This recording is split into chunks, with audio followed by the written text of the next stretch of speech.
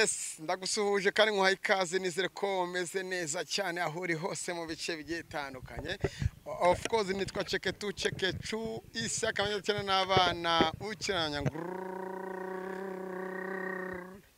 Rahamagaye mumeze mute bafana banye inshuti zanjye abavandimwe man ntago mvuga byinshi byetandukanye ndaje kugira ngo mbaye ikaze kuri Kigali News 25 Kigali News 250 niyo tuzajya tubanaho niyo nzajya mbagezaho amashow ajya atandukanye operations zigiye zitandukanye ibice na bice bigiye bitandukanye nzajya mba ndimo ngiye noneho icyo bita kugira kumena amazi ubundi yimenya amazi ahita kwira muki mwivumba ahantu hose bimwe bigafatwa n'ibindi bikajyana nayo mazi paka kajya muri rurura mumeze mute abadukurikira abarundi aba diaspora abantu baba muri Canada mumeze mute bashiki banje bavandimwe bantatine banje bari muri Canada muri Kenya muri Oman Central Africa Qatar Mozambique abantu bari babavandimwe bavuye Burundi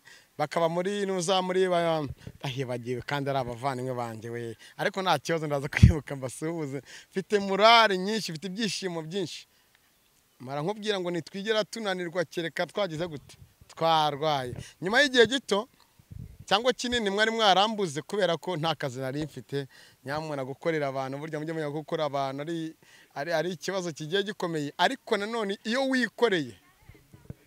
wikoreye biguha imbaraga zo gukontorora ibyawe ugakontorora cyamakuru cyawe ugakontorora abatumirwa bawe ariko nashimira abatumirwa banje bajya batandukanye nanenga abatumirwa banje bajya batandukanye twihirinze mu myaka myinshi ariko namara guhagarara mu kazi ntihage nongera kumvugisha ari benshi twakoze ku mitima ari benshi bubatse ku bwanjye ari benshi baguze imodoka ku bwanjye hari benshi nahindira ubuzima ku bwanjye nubwo nari Imana ariko Imana yamaye umunwa imana ubwenge imana ubushobozi bwo kuba hari uburyo naho umuntu igitekerezo akabonamo amafaranga buri wese wagize uruhare ko tubana kuri Kigali News 250 nkomeje kuguha ikaze cyafete we nagufatana kuvuna bobo we abantu mwese barimo bashe musaba barimo banda abaje bamapore hari abagize ngo birarangiye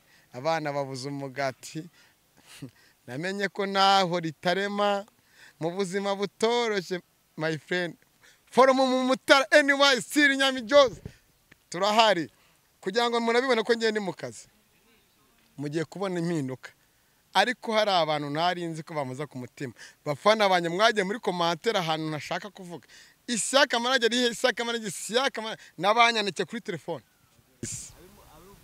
naje kinyamakuru n'icyange ngomba gukora nikoresheje ngomba kuvana amaboko mu mufuka nkuko leta y'u Rwanda itubwira ngo urubyiruko turi imbaraga z'igihugu zubaka kandi vuba nta kuryama akazi gahari nta gusinzira akazi gahari ikindi turabura iminsi mike ngo twinjiye mu kwezi gutagatifu kwa mwezi Ramazan ku munsi w'igisibo cy'abayisilamu nzasenga cyane sabe n'Imana cyane abo nabonaga nitaga inshuti nitaga abavandimwe kumbi batari inshuti batari n'abavandimwe bankundaga ariko tubana mu biganiro bigiye bitandukanye Imana izabahindura ubuzima ni abamaye ikaze mujye muri commentaire Kigali News 25 Kigali News 250 Instagram nitwa ISIAC manager official Twitter nitwa ISIAC manager official TikTok nitwa ISIAC manager hose muzamubona amashow ese murabizi ko ni kumwe nerize kuri kamera amajwi n'amashusho niwe tugiye kuzajya tubana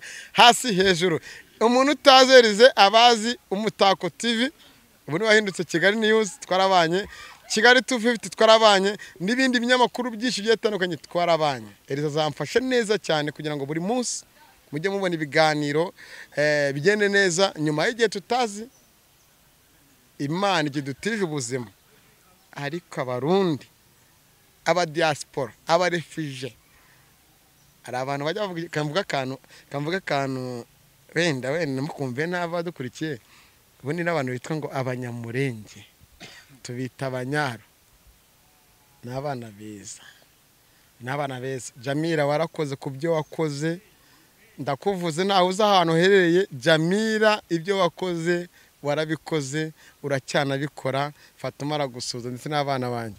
Ariko bafana banjye muzi ko nyuma yuko nkoze ubukwe najya nkora n'ibigeragezo bigiye bitandukanye. Uzi umukire cyangwa umubosi mukorana akakwirukana agutunguye.